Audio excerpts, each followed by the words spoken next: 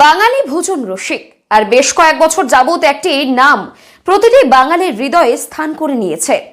সেটা উত্তর ২৪ পরগনার ব্যারাকপুরের ডি বাপি বিরিয়ানি। এই প্রথম খাচ্ছ, টেস্ট ভালো, তোমরা খাচ্ছ, এটা আমার কাছে অনেক বড় শান্তি। আসুন এই ডি বাপির ইতিহাস জানি। ডি ফর ডলি আর বি ফর বাপি। বাপি বাবু আর ডলি দেবীর হাতির ছোঁয়ায় বিরিয়ানি আজ বাংলা জয় করেছে। বিয়ে হয়েছিল 2008-এ, 26শে মে 2008-এ। কার সাথে বিয়ে হয়েছিল? আমার আর শ্রমণার বিয়ে হয়েছিল। হঠাৎ করে কি করে যোগাযোগ হলো শ্রমণার সাথে? স্কুল লাইফের, মানে ওর সাথে আমার ফ্রেন্ডশিপ, সেখান থেকে যোগাযোগ, পরিচয়, সেখান থেকেই সব শুরু হয়েছে। ঘটনাচক্রে ডি বাপির দুটি সন্তান। তাদের বড় ছেলে অনির্বাণ, ছোট ছেলে অনিকেত। অনির্বাণের 17 বছর আগে বিবাহ হয় ভালোবেসে। তাদের জীবন ঠিকই চলছিল, তাল কেটে যায় অনির্বাণের বউয়ের বিবাহ বহির্ভূত সম্পর্কে জড়িয়ে পড়ার পর। বেশ মাস 2-3 থেকেই হচ্ছিল, 3 মাস ধরে। এক লাইনে শুনবো, সমস্যাটা কি বুঝলেন, মানে রোগটা কি ধরলেন? মানে ওর বিহেভিয়ারটা অন্যরকম টাইপ লাগছিল। একটা মানুষের সাথে চললে তো বোঝা যায় যে মানুষটা কিরম রিয়াক্ট করছে, কিরম ভাবে চলছে। তো সেখান থেকে মানে আমার ডাউট বলতে সেরকম ভাবে আমি করিনি, কিন্তু যখন লাস্ট আমি ওকে ফার্স্ট ডাউট করি হচ্ছে 2nd ডিসেম্বর, মানে আমার 2025 ফার্স্ট ডাউট। মানে কি ডাউট করেন? ওর কাছে একটা না ওই কাগজের মধ্যে একটা পেয়েছিলাম, একটা ন্যাপকিনের মধ্যে একটা আই লাভ ইউ লেখা পেয়েছিলাম। তো ওটাই আমি ওকে কোয়ারি করেছিলাম যে এটা কে দিল। তো সেখান থেকেই আমি জানতে পারলাম আর কি। সে মতো অবস্থায় আপনি কাউকে জানিয়েছেন বিষয়টা? না, মানে তখন জানতে পারলাম, কিন্তু তখন সেই ব্যাপারটা ক্লিয়ার ছিল না। বললো যে আমার ফ্রেন্ড, মানে ওর সাথে যে বান্ধবী থাকে, বললো তাকে দিয়েছিল, সে আমাকে রাখতে দিয়েছে। তো আমি জিনিসটাকে অতটা গুরুত্ব দিইনি, কিন্তু তাও ওর সাথে আমার খুঁটিনাটি ঝামেলা হচ্ছিল। কিন্তু এক কথা দু কথাতে ঝামেলা অশান্তি হওয়াতে তারপরে ওর সাথে ঝামেলা শুরু হলো। তো তখন ও চলে গেল ওর মায়ের বাড়িতে। তো মায়ের বাড়ি থেকে আসছে না কিছুতেই। তো তখন আরো বেশি ঝামেলা সৃষ্টি হয় যে মায়ের বাড়ি থেকে আসছে না কেন। তো সেখানে আমি বুঝতে পারলাম যে কিছু না কিছু ওর মধ্যে একটা ইনসিডেন্ট চলছে। তারপরে এই যে ছেলেটা আর কি, সেই ছেলেটার বউ আমাকে ফোন করে একদম, যে কবে ফোন করে, কবে নাগাদ? ফোনটা করে জানুয়ারির মিডিলে, ইন দ্য ইয়ার 2026। হ্যাঁ, যে এরকম দাদা, দিদির একটা আইফোন সমীরের কাছে ছিল। তখন আমি একটু মানে একটা জিনিস ক্রস করবো, দিদির একটা আইফোন মানে দিদির কটা আইফোন আছে? 2টো আইফোন। মানে সেগুলো আপনি দিয়েছেন? সবই আমার কি দেওয়া। প্রয়োজন ছিল বউকে দুটো আইফোন দেওয়ার? 2টো আইফোন দেওয়ার প্রয়োজন, অ্যাকচুয়ালি ও আগে ইউজ করতো 14 Pro Max, তারপরে ইদানিং আমি ওকে একটা 17 Pro কিনে দিই। তো তখন এই ফোনটা রাখাই ছিল, তখন আমারও মাথায় ছিল না যে ওই ফোনটাই ও যে ছেলেটাকে দিয়েছে আর কি, মানে যেটা 14 Proটা। হঠাৎ করে বউ বললো যে দাদা এরকম দিদি দিয়েছিল দিদির এক ফোন, আমি সমীরের কাছে দিই। তখনই আমার ধারণা, সমীরের কাছে দিদির ফোন কি করে গেল। মানে আইফোন আজকে এত সস্তা হয়ে গেল যে ড্রাইভারের কাছে আইফোন থাকছে।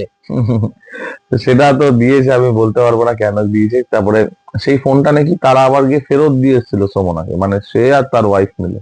মানে এত ইনসিডেন্ট আমি জানতামও না, মানে এতটাই। কবে কবে জানতে পারলেন?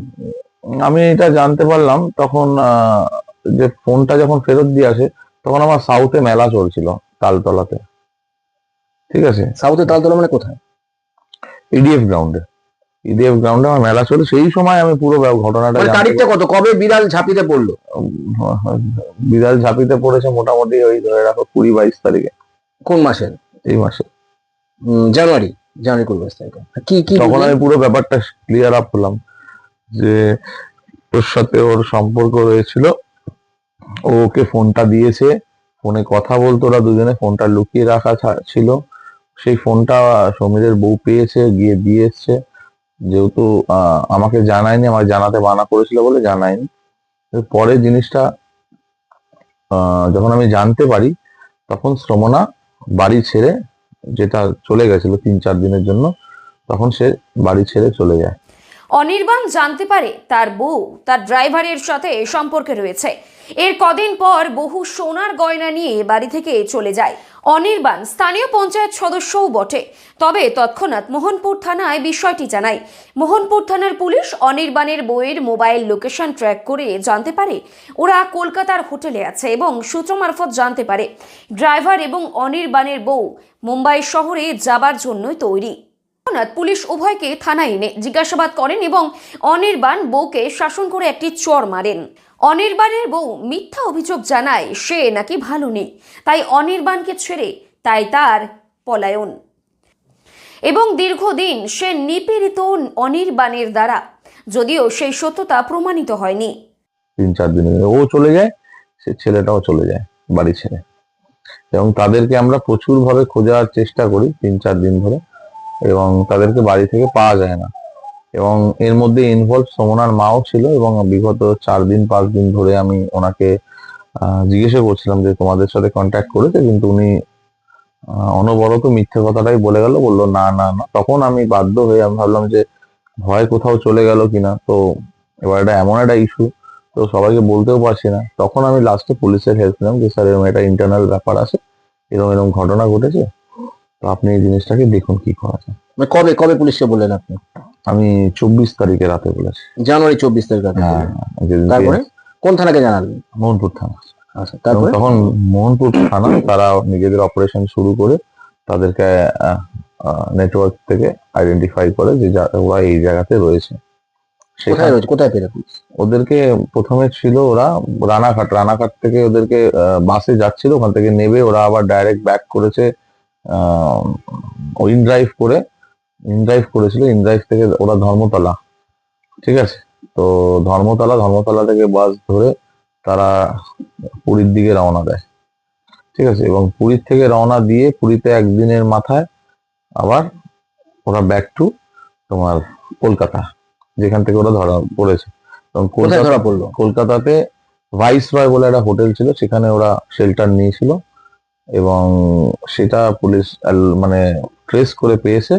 এবং সেটা ট্রেস করে পাওয়ার পরে ওদেরকে সেদিনকে রাত্রে ধরার কারণটা হচ্ছে ওর সেদিনকে এয়ার ইন্ডিয়ার টিকিট ওরা দুজন কেটেছে, এটা পুলিশের কাছে ইনফরমেশন পেয়ে গেছে পুলিশ। ওই ইনফরমেশনের থ্রু ওদেরকে এয়ারপোর্ট থেকে পুলিশ অ্যারেস্ট করেছে, মানে যেই রাতে ওরা পালিয়ে যাচ্ছিল আর কি, মানে কলকাতা ছেড়ে দিচ্ছিল। কলকাতা ছেড়ে কোথায় যাচ্ছিল? মুম্বাই যাচ্ছিল। মুম্বাই তারা যাওয়া হলো না অবশেষে? হ্যাঁ, মুম্বাই সে যাওয়া হলো না আর কি। দাদা এই যে শোভনা আপনার ওয়াইফ, তিনি এত টাকা কোথায় পেতেন? দেখো, সোমনার কাছে আমার ক্রেডিট কার্ড সবকিছুই দেওয়া থাকতো, এবং ওকে মানে টাকা ওর কাছে সবসময়তেই থাকতো। ইনফ্যাক্ট ও যখন বাড়ি থেকে ছাড়ে এটারও প্রি প্ল্যান করেই জিনিসটা করে, এবং প্রচুর লক্ষ লক্ষ টাকার গয়না ও বাড়ি থেকে নিয়ে বেরোয়। হ্যাঁ, তো এটা একদিনে ও নিয়ে বেরোয়নি, এটাও মাস তিনেক ধরেই প্ল্যানটা করছিল, আর সেই টাকাগুলো ওর কাছে জমানো ছিল। এবং যে জায়গায় এগুলো জিনিসগুলো বিক্রি করেছে কিংবা বন্ধক দিয়েছে, সেই জায়গা আমরা ইনফরমেশন কিছু জায়গা পেয়েছি। আনন্দের খবর যে এই মায়ের কোলে আবার ছেলে ফিরে আসছে, অর্থাৎ ডি বাপি আর অনির্বাণ আবার এক হচ্ছে। তাদের নতুন বিরিয়ানি, নতুন দোকানের নাম অনির্বাণ বিরিয়ানি। তাদের হাতে রয়েছে বিরিয়ানির ম্যাজিক। সুস্বাদু বিরিয়ানি খেতে পারবে ভোজন রসিক বাঙালি, আর সেই আবেগময় ঘটনার সাক্ষী হবে আপামোর বিরিয়ানি প্রেমী। এই 14ই ফেব্রুয়ারি 2026 ভ্যালেন্টাইন্স দিবসে বারাসাত দোলতলায় উদ্বোধন হচ্ছে অনির্বাণ বিরিয়ানি। মাও ছেলের কাহিনী হার মানায় সেলুলয়েডের সিনেমাকে। আমরা সেই দিনটির জন্য অধীর আগ্রহে থাকবো। যারা ইনফরমেশন গুলো পেয়েছি সোনার দোকানে, তারা বললো যে এরকম ম্যাডাম এই কিছু কিছু জিনিস বিক্রি করেছে, আর কোন দোকানে বিক্রি? সোদপুরে একটা দোকান আছে সেখানে দিয়েছে, এবং ওদের ওখানেও আছে কিছু দোকান, সেখানেও দিয়েছে। তো যাই হোক, তখন আমরা জানতে পারি, এবং গয়নার দেখালাম যে জিনিসগুলো ও নিয়ে গেছে আর কি। তো যাই হোক, এই ট্রাস্টটা মানুষ হারিয়ে ফেলে। আমার কথা হচ্ছে 17 বছরের ভালোবাসা কি করে এই পরিণতি পেল? আমি বলতে পারবো না। ও যে একটা আমার নামে অভিযোগ দিয়েছে যে আমি ওকে 17 বছর থেকে মারধর করতাম, আমার ব্যক্তিগত জীবনে আমি ওকে মানে সবসময় চেষ্টা করেছি যে একটা সুন্দর লাইফ দেব, এবং ওরা সুন্দরভাবে আমার সাথে চলবে, কিন্তু ও কোনোদিনই সুন্দরভাবে চলার চেষ্টা আমার সাথে করেনি, এবং সবসময় চেষ্টা করেছে যে মানে মানে আমাকে সবসময় একটা ডমিনেটিং করা, এবং ইউজ করেছে আপনাকে, আপনাকে মনে হয় এরকম কখনো? ইউজ তো অবশ্যই করেছে। ইউজ না করলে কেউ 17-18 বছরের সম্পর্কে যার 3টে বাচ্চা আছে, সে তো এরকম না যখন সে পালাচ্ছিল মুম্বাইতে বাচ্চাকে নিয়ে চলে যাচ্ছিল, সে নিজের বাচ্চাকে রেখেই চলে যাচ্ছিল। একদম তাই, মানে আমরা কিন্তু বিভিন্ন মাধ্যমে এরকম জায়গা দেখেছি হুম। যে সেখানে বলেছে যে 17 বছর ধরেই আমার উপরে অকথ্য অত্যাচার দেখো, চলছে, এরকম সেটা কথা যদি বলেছে। 17 বছর ধরে অত্যাচার করতাম তাহলে সে এতদিন ধরে সহ্য বা করতোই বা কেন একদম আমাকে? তাই, একদম তাই, কারণ আপনার বাড়ি থেকে কারণটা মোহনপুর কি? থানার, আপনার হ্যাঁ। বাড়ি থেকে মোহনপুর থানার ডিস্টেন্স খুব অল্প। আরেকটা সে কথা বলি, সহ্য করবেই বা কেন? করবেই বা এবং কেন? আমার পাড়া প্রতিবেশীরা আছে, তারা বলে দেবে, এবং যারা আমার সাথে থাকে তারা বলে দেবে যে ও অত্যাচারিত হতো কি হতো না। দেখো, মানুষ যখন কোনো ভুল কাজ করে না, অপোনেন্টকে সবসময় একটা কোনো না কোনো একটা বদনাম দেওয়ার চেষ্টা করবে, এবং আমার লক্ষ্যটা সবসময় তার প্রতি ছিল যে ওকে আমি একটা মানে সুবুদ্ধি দেওয়ার চেষ্টা করতাম, কিন্তু ও কোনো না কোনো ভাবে আমাকে ভাঙিয়ে সব জায়গায় খেত এবং বিভিন্ন জায়গা থেকে টাকা ধার করতো আমার নাম করে। একটা ব্যক্তিগত কথায় চলে যাব দাদা, যে মানে যেখানে উনি বলছেন, কিন্তু অনেকগুলো মাধ্যমে উনি বলেছেন যে উনি অত্যাচারিত হতেন। তা আমার প্রশ্ন একটাই, আমার যে কথা যদি, হচ্ছে, উনি যদি অত্যাচারিত হয়ে থাকে তো কিসের জন্য, কারণটা কি হ্যাঁ, না অত্যাচারিত না, হওয়ার? আমি বলছি যে কথাটা, যে উনি যদি অত্যাচারিত হতেন তাহলে আপনাদের, খুব ব্যক্তিগত কথা এটা, তবু বলছি যে তাহলে 3টে সন্তান কি করে হলো? সেটাই তাহলে তো। উনি তো তার আগে প্রোটেস্ট করতেন, তাহলে 3টে সন্তানকে উনি অ্যালাউ করতেন না। একদমই তাই, মানে অত্যাচার, উনি 17 বছর ধরে যদি উনি অত্যাচারিত হয় তাহলে তো উনি আমার সাথে 17টা বছর তো ঘর করতেই পারতো না, করতেই পারতো না। উনি ইনফ্যাক্ট এই 2-3 মাস আগেও কিন্তু আহ একইভাবে মানে আমার সাথে ভালোই ছিল, এ হ্যাপি ছিল, মানে আমিও কোনো বাইরে কোথায় কোথায় বেড়াতে গেছেন দাদা? প্রচুর জায়গায় গেছি আমরা বেড়াতে। কোথায় কোথায় গেছেন? আহ দীঘা মন্দারমণি তো অপুরন্ত, পুরী, মানে বাঙালির দার্জিলিং, দীপুদা, এটা তো কমন। একদম, মানে দার্জিলিং ফার্জিলিং, মানে আমরা পাহাড় ঘুরতে বেশি ভালোবাসতাম আর কি। তো যাই হোক, যখন যেরকম পয়সা ছিল তখন সেরকম ভাবে ঘুরেছি। আজকে পয়সা হয়েছে তো একটু বাইরে ঘুরছি, যখন পয়সা কম ছিল তখন লোকালে ঘুরতাম, কিন্তু খুব সুন্দর বাইরে কোথায় কোথায় ঘুরতে গেছেন আমরা একটু জানবো। বাইরে, বাইরে বলতে ফরেন কান্ট্রিতে আমি একা গেছি, ও যায়নি কখনো। আহ ইন্ডিয়ার মধ্যে? ইন্ডিয়ার মধ্যে আমরা বেনারস ঘুরেছি, তারপরে মুম্বাই ঘুরেছি, দিল্লি ঘুরেছি, আরো বিভিন্ন স্টেটস আছে যেখানে ঘুরেছি আমরা। হ্যাঁ, তো ঝাড়খণ্ড গেছি, অনেক জায়গাতেই গেছি। দাদা দাদা, দীর্ঘ এত বছরের ভালোবাসা, সংসার, ধর্ম, 3টে সন্তান, হুম। দাদা কি করবেন ভাবছেন এই মুহূর্তে? দেখো, এই মুহূর্তে আমার কথা হচ্ছে যে যেটাতে খুশি থাকে তাতে আমি কোনোদিনও প্রোটেস্ট করিনি, করবো না। এবং শ্রমণ আমায় ফোনও করেছে, ক্ষমাও চেয়েছিল, বাট আমি তাকে একটাই কথা বললাম যে ক্ষমার তো ব্যাপার নেই এখানে, বিকজ আমার যেটা মনে হলো ওনাকে এটাই বললাম যে যেটাতে সুখী থাকে তাকে সেটাতে সুখী দেওয়া, মানে সুখী থাকতে দেওয়া উচিত। আমি তার জন্যই শ্রমণাকে বললাম তুমি তোমার রাস্তা বেছে নাও, এবং যখন বাচ্চারা কোর্টে যেটা ডিসিশন নেবে সেটাই হবে। এখন এই মুহূর্তে তবে কি করতে চাইছেন? এই মুহূর্তে আমরা সেপারেশন নিয়ে নিচ্ছি, দুজনের থেকে মিউচুয়াল সেপারেশন। Mutual separation. আর দাদা, আপনার থেকে তো প্রচুর গহনা নিয়ে গেছে, আমরা সেই গহনা দেখলাম, খালি বাক্সগুলি পড়ে রয়েছে, তাহলে এগুলো তো মানে আমাদের আইন অনুযায়ী যেটা স্ত্রীধন আর্টিকেলে কিন্তু এগুলো আসে না। তাহলে এগুলো আপনি বলবেন না যে এগুলো কি হলো, কোথায় গেল, আপনি প্রশ্ন রাখবেন? দেখুন, আমি প্রশ্ন রেখেছিলাম, কিন্তু এই প্রশ্ন করে তো আর অযথা কোনো লাভ নেই, বিকজ আমি আর সেটা রিকভারি করতে পারবো না। এটা আমি সেই গহনাগুলো কোথায় গেল? সেই গয়নাগুলো উনি নিয়ে নিয়েছেন, এখন আর ওটা রিকভারি করা মানে পায়ের চটি খাওয়ানো। আমি সেটা তার থেকে আর রিকভারি চাইও না, এবং সে নিয়ে গেছে, সেটা নিয়ে গেছে। আর আপনার 3টে সন্তান কি করবে? আমার এখন একটাই লক্ষ্য, আমার 3টে সন্তানকে বেটার ভাবে মানুষ করা, তাদেরকে একটা ভালো জায়গায় নিয়ে যাওয়া। তো এছাড়া একটাই বেশি এই কিছু- মুহূর্তে সন্তান 3টি কোথায়? এই মুহূর্তে মায়ের কাছেই আছে, এবং আপনি পজিশন চাইবেন তাদের? অবশ্যই, বিকজ আমি তাদের ভবিষ্যৎটাকে তো, এবং শ্রমণা সে ক্যাপাবিলিটি নেই যে 3টে বাচ্চাকে মানুষ করার মতন, এবং সে কিছু করেন না, এবং আমি আমার বাচ্চাকে অন্যের হাতে তো দেবো না। আহ, সে কিভাবে আমার বাচ্চাকে ট্রিট করবে না করবে, আমার বাচ্চার লাইফটা সেফ থাকবে কিনা, সেটাও একটা অনেক বড় আহ, মানে ভূমিকা হচ্ছে দাঁড়াচ্ছে, বিকজ আজকে যখন শ্রমণা পালিয়ে যাচ্ছিল সে কিন্তু আমার বাচ্চাটাকে রেখেই চলে যাচ্ছিল। কালকে যখন দেখা যাবে যে আমার সাথে সেপারেশন হয়ে যাওয়া হতে পারে আমার বাচ্চাকে রেখে কোথাও, তখন তো আমার বাচ্চাটা অনাথ হয়ে যাবে। তো সেই কারণে আমি আমার বাচ্চার কাস্টাডিটা আগে, মানে বাবা হিসেবে দায়িত্বটা পুরোটা পালন করবে। একদম 17 বছর স্বামী হিসেবে দায়িত্ব পালন করেছেন, এবার পরীক্ষা বাকি হচ্ছে বাবা। জীবনটা একদম বাবা হিসেবে 3টে বাচ্চাকে সঠিক শিক্ষার সাথে মানুষ করতে চাই, এটাই। দাদা দাদা এই যে ডি বাপি বিরিয়ানি থেকে বেরিয়ে এসে অনির্বাণস বিরিয়ানি, তারপরে নিজের জীবনে এত বড় একটা ঝড়, তারপরে কিন্তু ডি বাপির সাথে একটা সমস্যা, অর্থাৎ বাবা মার সাথে একটা সমস্যা, তাহলে কি আমরা ধরতে পারি যে এই সমস্যার অবসান হলো? সমস্যার সমাধান হলো, এবং মা বাবার, সত্যি কথা বলতে এমন একটা সিচুয়েশন এটা ছিল, এই সময় কিন্তু আমার মা বাবাই আমার পাশে দাঁড়িয়েছে, এটা আমার কাছে একটা অনেক বড় মনোবল। আর ডি বাপি আর অনির্বাণ, আমি আগেও বলেছিলাম যে দুটোই কোনোটাই আলাদা না, নামটা আলাদা হতে পারে, জিনিসটা এক এক এক নাম, মানে নাম আলাদা, কিন্তু আমরা পরিবারটা তো এক। কিন্তু কি বলবো, এটা কপালের ফের হয়েছে, এবং আমি জানি না এটা কতদিন ধরে চলবে এই জিনিসটা, আস্তে আস্তে এটা ওভারকাম হবে, আমি এটা পরিবারটা আলাদা হয়েছিল কি তার জন্য ইনি দায়ী ছিলেন, শোভনা? হ্যাঁ অবশ্যই, মানে আমার মা বাবা একটা, মানে কি বলবো, মানে আমাদের কোনো ব্যবসায়িক লড়াই ছিল না, মানে লড়াইটাই সৌমনাকে নিয়েছিল আর কি, যে তারা সৌমনাকে কোনোভাবেই গ্রহণ করতে চায় না, বিকজ সৌমনার অনেক, এইটা শুধু না, অনেক আরো ব্যক্তিগত ইনসিডেন্ট সৌমনা করেছে, যেটা আমাদের পারিবারিক সম্মানকে অনেকটা মানে প্রবলেম ক্রিয়েট করেছে।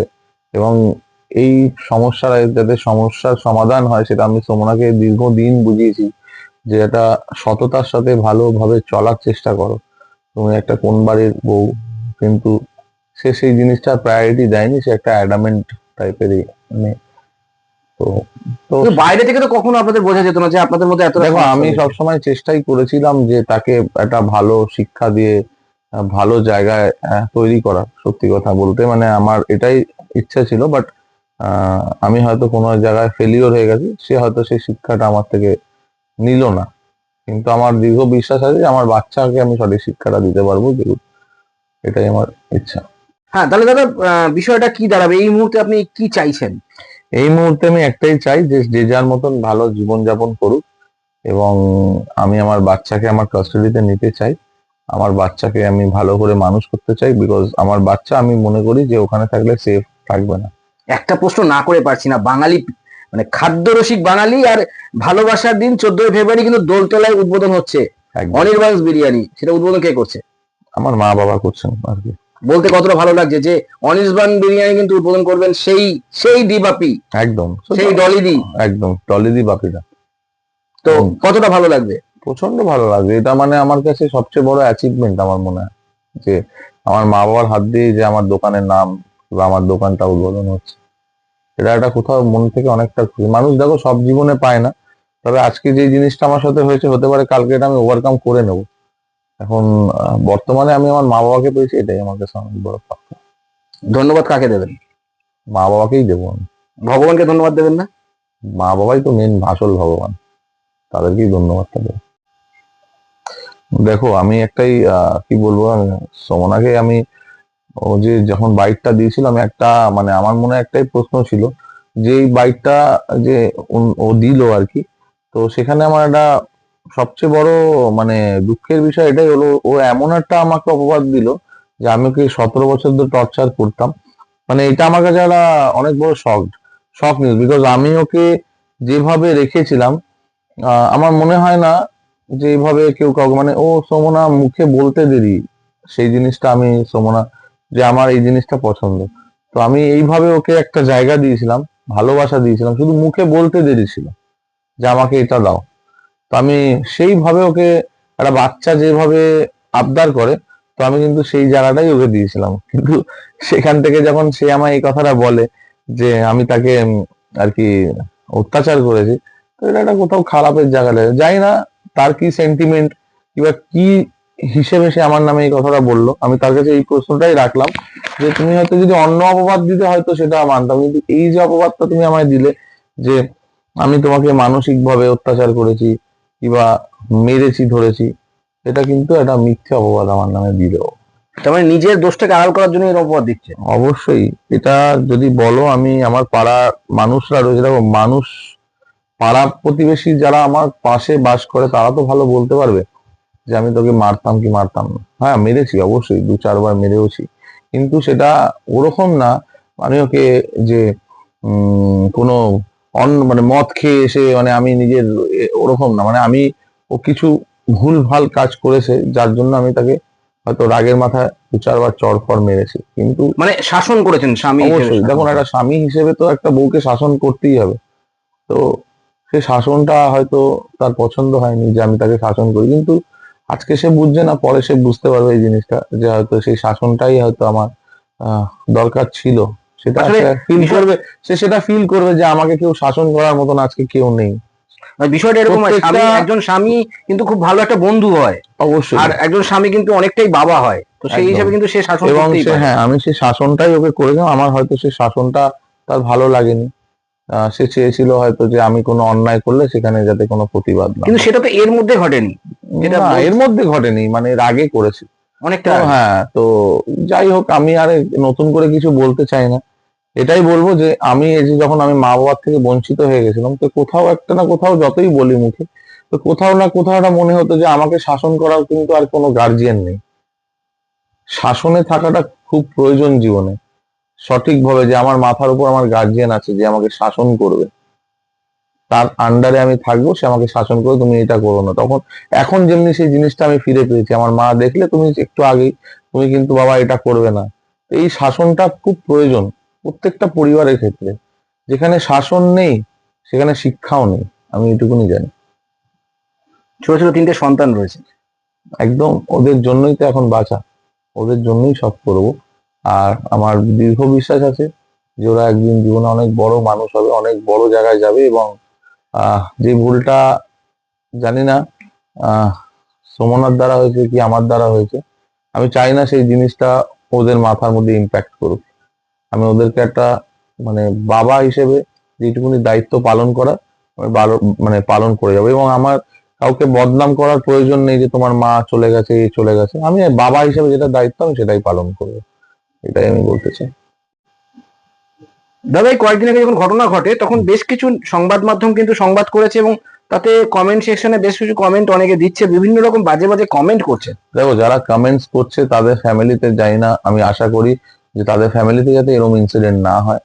এবং যাদের কমেন্ট করছে যারা, তারা কিন্তু আমার জায়গা থেকে এটা ফিল করছে না যে আমার সিচুয়েশনটা কি। কমেন্টস করার কাজ তারা কমেন্টস করছে, যারা বেদনাহীন, যাদের মানে কোনো বেদনা নেই, কোনো মনুষ্যত্ব নেই, তারাই ভুলভাল কমেন্টস করবে। এবং যার সাথে যেটা হয় না সে সেটা বুঝতে পারে। আর আমার দীর্ঘ বিশ্বাস আছে যে আমি একটা এমন ব্র্যান্ডের সাথে কাজ করি, আমার ব্যবসা, আমার নাম, আমার কোয়ালিটি আমি আগামী দিন আরো উচ্চ জায়গায় নিয়ে যাব, এটা আমার দীর্ঘ বিশ্বাস আছে। কমেন্ট যারা করে তারা তো নেগেটিভ কমেন্ট করতেই আসে, তাদের কমেন্টের আমাকে রিপ্লাই দিতে হবে কিংবা মান্যতা দিতে হবে, আমার সেটা মনে হয় না দেবো। হ্যাঁ, যদি আমার বিরিয়ানি নিয়ে কোনো প্রবলেম হতো আমি অবশ্যই সেটাকে মান্যতা দিতাম যে আমার বিরিয়ানিতে প্রবলেম হচ্ছে, কোয়ালিটিতে। কিন্তু এখানে তো সেই জায়গা না, আমার পারিবারিক প্রবলেম, আমার দিবাপি বিরিয়ানি, অনির্বাণদার বিরিয়ানি কিন্তু জি বাংলা থেকে শুরু করে সমস্ত দাদা, জি বড় বড় বাংলা সংবাদ বলে শুধু মাধ্যমে বড় বড় আমি খবর বলবো হয়েছে। আমাদের যে বিরিয়ানি এখন কিন্তু আর বেঙ্গলের মধ্যে নেই, ন্যাশনালাইজ ব্র্যান্ড এখন কিন্তু, ঠিক আছে, নট এখন কলকাতার না, এটা ন্যাশনালাইজ ব্র্যান্ড। আর এবং বলিউডেরও অনেক নামি দামি খ্যাতিরা কিন্তু আমাদের বিরিয়ানি খেয়েছে। তো আগামী দিন আমাদের এটাই টার্গেট থাকবে যে অনির্বাণস বিরিয়ানি, দিবাপি বিরিয়ানি দুজনে একসাথে পা পা মিলিয়ে আমরা আগামী দিন পশ্চিমবাংলার মধ্যে কিছু করে দেখাবো।